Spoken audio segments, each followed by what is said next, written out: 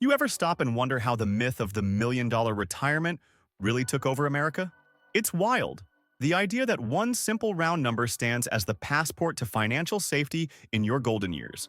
Search anywhere online, turn on any financial news show, open a glossy retirement guide at your local bank, and there it is, big and bold. You need $1 million to retire comfortably. It's presented like an absolute truth, a universal law.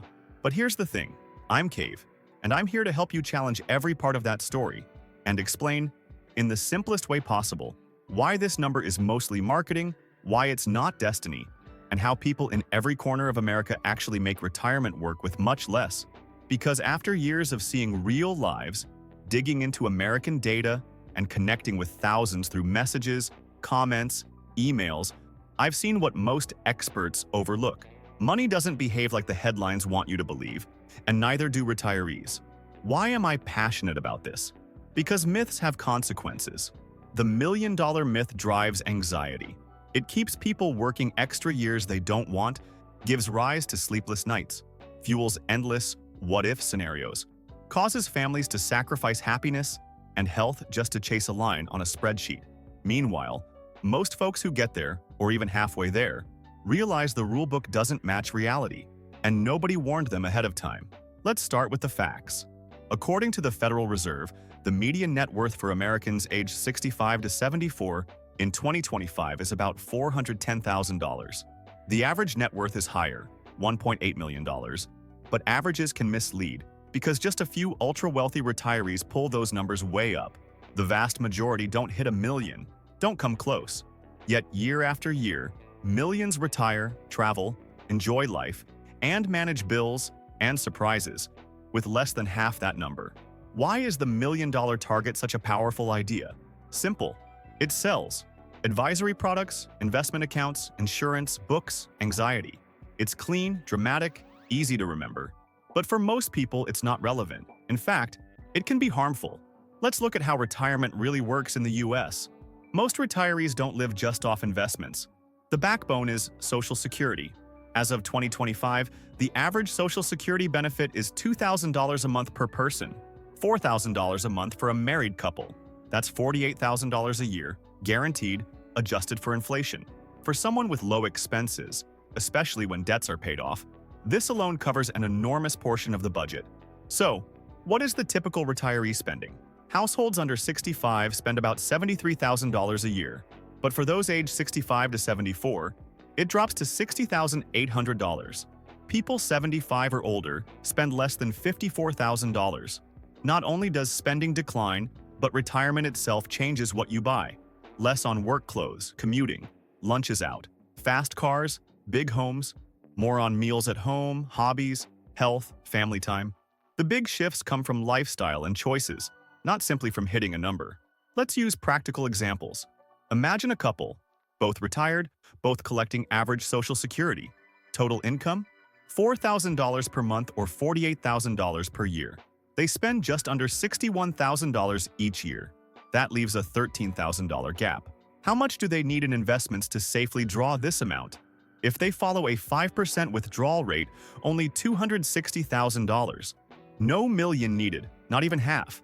That nest egg, combined with Social Security, covers every bill.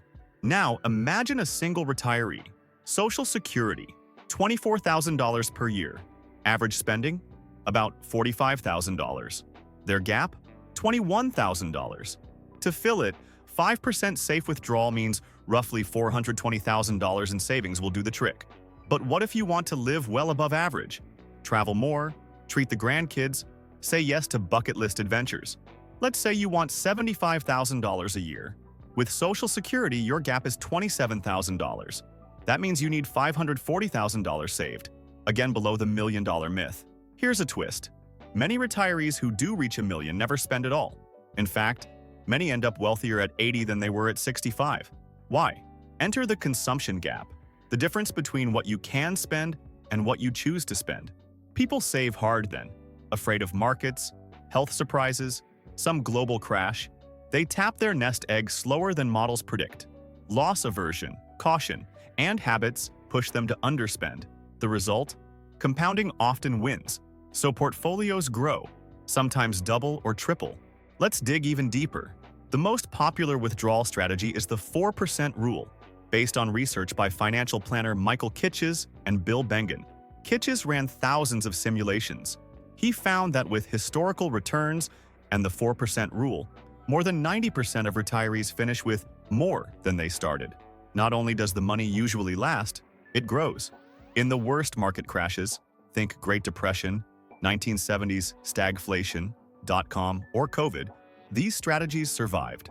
Even with just $500,000 in investments, it's not hard to end retirement with $1 million or more left over. But here's the human side. Retirees are people, not math formulas.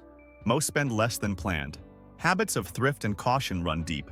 People fear inflation, market swings, healthcare bills, or the possibility Social Security might shrink. So they save extra, work longer, or pull back on spending even when they've earned the right to enjoy. Lurking behind the curtain is the fear of what if?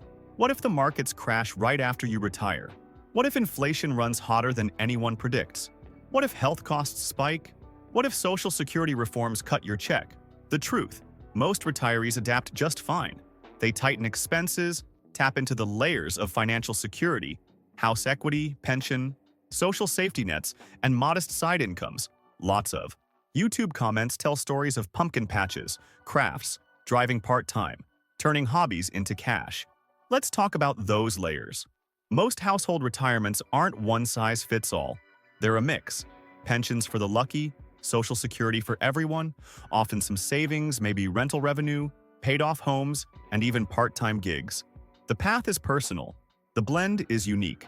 The million is only a headline. Many are living proof you don't need it. Consider the realities for singles versus couples. When a spouse dies, costs rarely drop in half.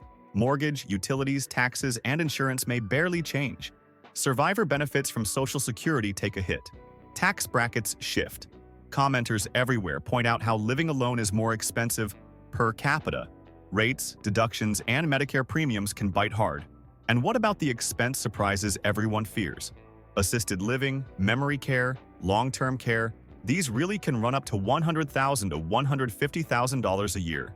But most seniors never need them, or only for a couple years. The crisis scenario is rare, but it is worth saving for. Now the landscape gets nuanced.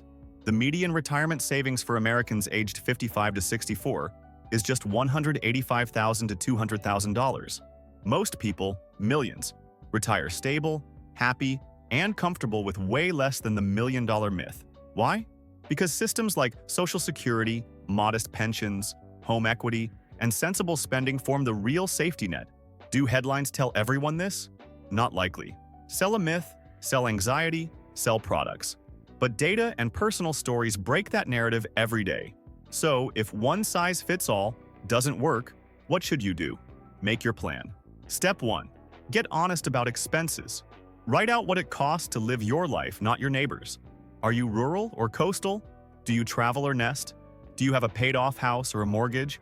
What do you spend on needs, wants, health, fun, family? Step 2. Tally all income streams. Social Security, pensions, rental property, investments, side hustles. Find where gaps exist. Fill them with savings and safe withdrawal rates. Step 3. Find your number. Run the real math. What do you hope to do? Can you handle risk? How important is legacy? Would you rather leave $1 million to kids or charities than spend during your life? Or do you want maximum experiences while you're fit and alive? Don't let a myth dictate your dreams. Now let's talk about the psychology again. Many comments show that after years of hustle and sacrifice, retirees can barely make themselves spend. They worry, they hoard, they live years afraid to touch their nest egg, only to discover, sometimes too late, that happiness is less about reaching a magic number and more about freedom, peace of mind, and relationships. The reality is most will die with too much money, but if that's the price of worry-free sleep, great. Still, don't let anxiety rob you of living today. Recent JP Morgan research shows most retirees withdraw far less than the recommended 4%, often just 2%. They adapt, spend less, or simply find that Social Security plus modest savings covers all the bases. Many commenters joke about being the richest person in the cemetery. That's not a goal. Permission to spend, to enjoy, is just as important as permission to save. Allow yourself to use what you've built. To see new places, help family, save her life. You earned it. Now, for legacy and giving, lots of folks in the comments and channels say it's vital. If leaving something behind matters most, let that guide you. Just be sure to balance the present with the future. Don't miss the years you can savor now. The good news, portfolios can keep growing and let you do both. Let's rewind to cost of living fears. From New York to Nebraska, California to Tennessee, budgets change. Inexpensive regions, paid-off homes, rural lifestyles, all reduce the number you need. Coastal cities demand higher assets, but many retirees downsize, relocate, or find creative solutions. Tax questions, RMDS, IRMAAS, Medicare, all can be managed. Smart planning, good guidance, and ongoing learning go a long way. Many retirees in the comments are grateful for simple calculators from providers like Vanguard, Fidelity, SocialSecurity.gov. They use them every year, running what-if scenarios and finding more confidence. What about health? Some fear expensive care, but Medicare, with the right planning, handles most. Long-term care, memory care, and nursing homes are rare but real expenses. Know the stats, build contingency plans, talk openly with family, and prepare as best you can. Concerned about Social Security's future? Many are. The system's projections suggest some risk for payouts post-2030. Will your benefit drop by 20% as some fear? Maybe. But don't plan for disaster. Just organize your budget so that SS is a bonus, not the sole source of peace of mind.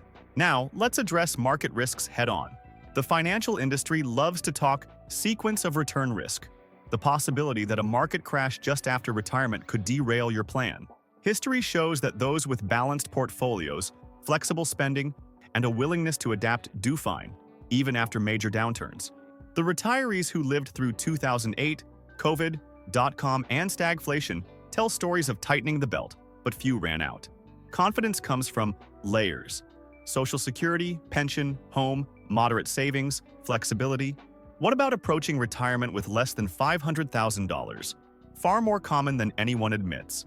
Many stories from commenters tell of parents retiring in their 60s with minimal savings, leveraging small pensions, Social Security, and paid-off homes. Hobbies become mini businesses. Pumpkin patches, crafts, consulting gigs, all supplement income. Rural retirement costs drop. Family support helps. Community matters. The greatest asset? Control over time, not just money. But for those who want more, travel, gifts, adventures, higher assets help. The real question isn't, is $1 million enough for everyone? It's, what does your ideal life need? And what brings you true joy? You don't have to retire to a life of deprivation. Simple optimization of spending and careful planning brings contentment to many. A quick word about what not to do. Don't compare yourself to the Joneses. Don't build your retirement plan around averages, anxiety, or headlines. Don't let misplaced fear, or bravado, keep you from reality. Don't fall for slick products that promise the secret to happiness or guaranteed income for life. Do the real math, check fees, and trust your gut. Retirement isn't one size fits all. It's the ultimate personal journey. It's about permission to be happy, to use what you've built, to realize that freedom is not just having money, but having the time, peace, and possibility to choose. Now, legacy, giving, and community. These feature heavily in comments, in interviews, in stories from retirees nationwide. If donating, leaving money, or supporting kids, grandkids, or causes matters most, build it in. Just remember, memories made today matter too. As you start planning, here's the bottom line. Forget the magic million. Figure out your life, expenses, dreams, values, and right-size your goal. Harness the psychology of enough. Give yourself permission to spend and enjoy, as well as to save. If you gained anything from this deep dive, subscribe, comment, share your own experience. What are you most worried or most excited about as retirement approaches? What caught you by surprise? What's the one piece of advice you wish your younger self had heard? I'm Cave, and my mission is to help normal people, just like the retirees in the comments every day, see through the myths, fight the anxiety, find clarity, and make retirement a season of life worth celebrating, not dreading. Want detailed breakdowns, withdrawal rates, tax planning, healthcare, Medicare, long-term care, housing hacks, regional comparisons, or just fresh takes on happiness, purpose, and legacy? Let me know in the comments. Every message helps power a new video, a new guide, a new piece of advice to help this community thrive. Go build the retirement that works for you. Your journey is unique. Your joy matters. The world will keep selling anxiety, but here we share clarity, empathy, and hard truths. You've earned this next chap. Live it boldly, wisely, and on your own terms.